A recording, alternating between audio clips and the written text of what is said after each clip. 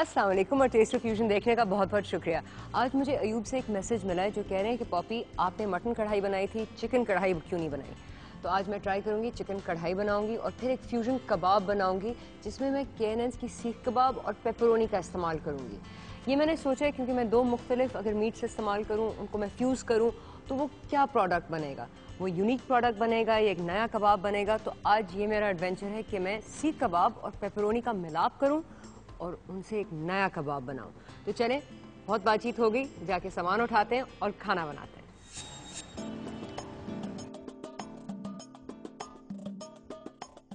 अच्छा जी, हम शुरू कर रहे हैं सबसे पहले K&N पेपरोनी स्लाइसेस से, क्योंकि ये मेरे फ्यूजन कबाब्स का एसेंशियल पीस है। क्योंकि K&N's की पेपरोनी में फ्रेश ब्लैक क्रैक पेपरकॉर्न्स हैं, यानी ताज़ी कुटी हुई काली मिर्च, और ये बहुत ही मज़ेदार होंगी हमारी कबाब्स में। नेक्स्ट स्टेप, सीख कबाब। क्योंकि ये ऑलरेडी प्री कुक्ड हैं और K&N's की प्री कुक्ड लाइन बहुत ज़बरदस्त है, ये कबाब्स इस मिक्स में बहुत ही अच्छी तरह जाएंगे। आखिरी चीज़, हमारा मेन कोर्स, वो है K&N's कढ़ाई कट का पैकेट। क्योंकि K&N's की जो चिकन है पैकिंग के वक्त -30 डिग्रीज पे बिल्कुल ब्लास्ट फ्रीज की जाती है। इसको मैं डिफ्रॉस्ट करूँगी और उसी वक्त पका दूँगी, इसमें बैक्टीरिया बिल्कुल नहीं होता है। चलें जी, K&N शॉपिंग डन। लेकिन किचन में जाने से पहले मैंने आपसे एक सवाल पूछना है जिसका जवाब आप भेज कर एक खूबसूरत गिफ्ट हैम्पर जीत सकते हैं प्रेस्टीज की तरफ से। और आज का सवाल है कि वो कौन सा आइटम है जो आपके किचन में सबसे ज्यादा बैक्टीरिया जमा करता है। ए डिश वॉशर, बी स्पंज, सी सिंक या डी किचन टॉवल।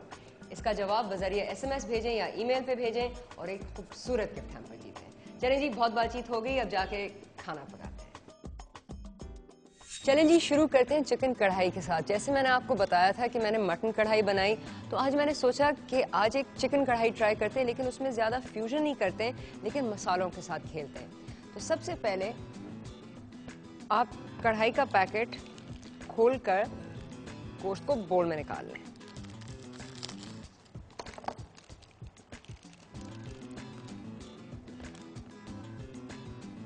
नेक्स्ट, आपने मुख्तलिफ वेजिटेबल्स तैयार करने हैं, यानी अदरक और लहसुन।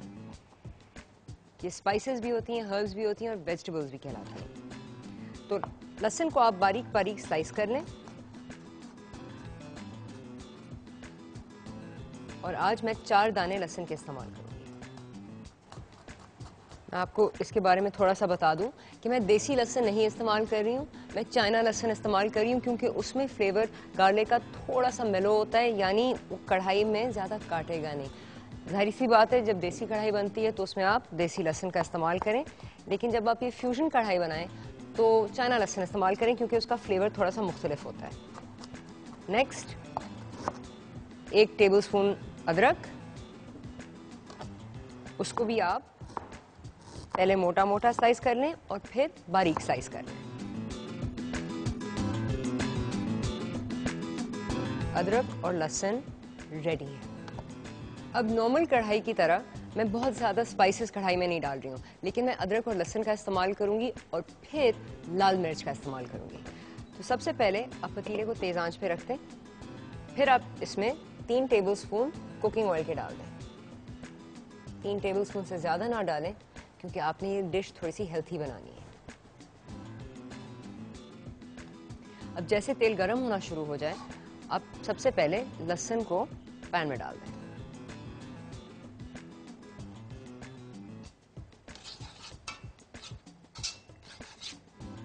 लहसुन को अब आपने थोड़ा सा फ्राई करना है, यानी लहसुन का फ्लेवर ऑयल में सिक्रीट होना चाहिए। अगर आपने वो मटन वाला एपिसोड देखा होता, आपको ये मालूम होता है कि मैंने उसमें अदरक को फ्राई करके अदरक को तेल से हटाया था। आज मैं सबसे पहले लहसुन को फ्राई करूंगी, लेकिन मैं इसको हटाऊंगी नहीं, लेकिन इसको गोल्डन ब्राउन इसलिए करूंगी क्योंकि एक तो वो क्रिस्प रहेगी और उसका फ्लेवर, वो स्मोकीनेस जो है वो तेल में आ जाएगी। अब आप ये देख रहे होंगे कि लहसुन के एज गोल्डन ब्राउन होना शुरू हो गए। चलें जी, जैसे लहसुन गोल्डन ब्राउन हो, आप अदरक को पैन में डाल दें और अदरक को अच्छी तरह 2 सेकंड के लिए आप फ्राई करें या तलें। और जैसे आपको अदरक की खुशबू आए, आप फौरन ही चिकन को लें और उसको पैन में सीधा डाल दें। मुर्गी को पतीले में डालें और उसको फिर अच्छी तरह भूनें, यानी उसको ब्राउन करें। चलें जी, अब मुर्गी ब्राउन हो रही है। अब जैसे मैं मसालों की बात कर रही थी, इस पॉइंट पे कि मुर्गी भुन रही है, मैं थोड़े से मसाले पैन में डालूंगी, लेकिन इतने ज़्यादा नहीं। अब जो रेगुलर कढ़ाई होती है उसमें हल्दी जाती है और हल्दी मुर्गी डालने से पहले जाती है, हल्दी थोड़ी सी पकती है। आज मैं हल्दी का इस्तेमाल इस तरह करूंगी कि मैं सिर्फ रंग देने के लिए लूँगी, और उसमें ये देखें कितनी कम हल्दी मैं इस्तेमाल कर रही हूँ, लेकिन इससे मुर्गी में बहुत खूबसूरत रंग आएगा। हल्दी डालने के बाद मैं लाल मिर्च पाउडर नहीं इस्तेमाल कर रही हूँ, लेकिन कुटी हुई लाल मिर्च इस्तेमाल करूँगी। इसके आप 2 टीस्पून मुर्गी में डाल दें। नेक्स्ट मुर्गी को इन मसालों के साथ अच्छी तरह भूनें, और क्योंकि अब हल्दी जो पैन में गई है उससे एकदम भाप आएगा, तो आप थोड़ा सा पानी का इस्तेमाल करें कि हल्दी जले ना। हल्दी और मिर्च को भूनने के बाद आप 1.5 टीस्पून नमक के पैन में डाल दें, और इस पॉइंट पे 2 टमाटर जो मैंने आधे करके रखे हैं, क्वार्टर एक्चुअली। अब आपने चिकन को टमाटर, अदरक, लहसुन और इन मसालों में अच्छी तरह पकाना है, लेकिन आप पानी नहीं डालेंगे पैन में क्योंकि ये काफ़ी ड्राई कढ़ाई होगी।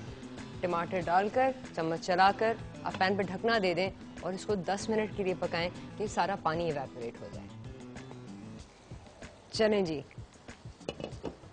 कढ़ाई बस ऑलमोस्ट डन है, पानी बिल्कुल इवेपोरेट हो गया और गोश्त ने बहुत खूबसूरत रंग ले लिए। इस पॉइंट पे जो मैंने मटन कढ़ाई के साथ नहीं की थी बात, मैं 2 टीस्पून दही के पैन में डाल रही हूँ, और फिर आंच आप तेज़ कर दें, दही को अच्छी तरह मिक्सिंग करें और इसका पानी इवेपोरेट होने दें। इससे एक तो एक खटास आएगी और दूसरा चिकन और भी ज़्यादा पकेगी और टेंडराइज हो जाएगी। दही को डालकर आप जल्दी से थोड़ा सा हरा धनिया लें और 3 हरी मिर्च। हरी मिर्च को आप लंबा लंबा स्लाइस कर लें,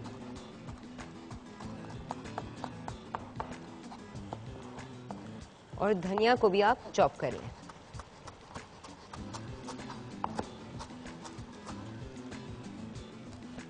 और आखिरी चीज नींबू। नींबू को आधे में काट कर आप आधे नींबू का जूस पैन में निचोड़ दें।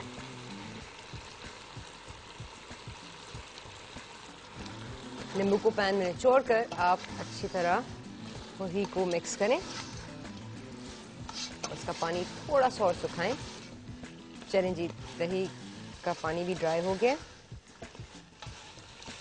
ये आप देख रहे हैं कि तेल अलग होना शुरू हो गया। इस पॉइंट पे आप हरी मिर्च और धनिया को लेकर पैन में डाल दें और क्वार्टर नींबू जूस और पैन में निचोड़ दें।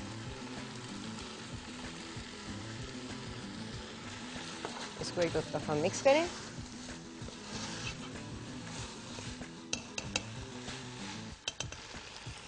और आग ऑफ कर दें और पैन को आग से हटा दें, क्योंकि आपकी चिकन कढ़ाई रेडी। और अब हम बनाते हैं फ्यूजन कबाब्स।